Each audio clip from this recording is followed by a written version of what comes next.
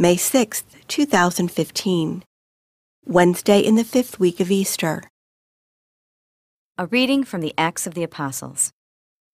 Some who had come down from Judea were instructing the brothers, "Unless you are circumcised according to the Mosaic practice, you cannot be saved." Because there arose no little dissension and debate by Paul and Barnabas with them, it was decided that Paul, Barnabas, and some of the others should go up to Jerusalem to the apostles and presbyters about this question.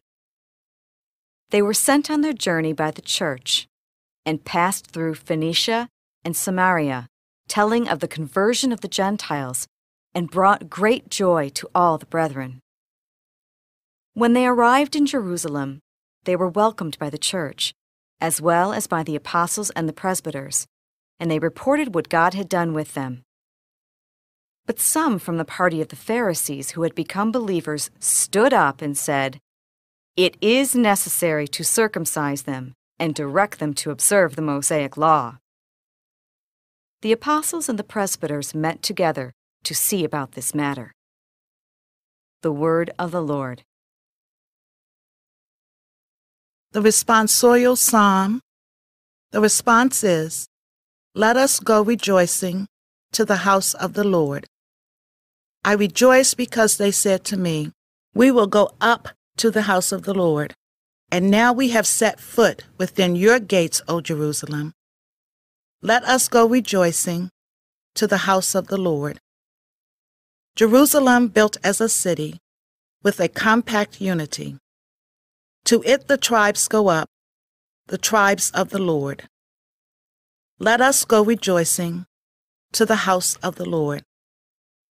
According to the decree for Israel, to give thanks to the name of the Lord.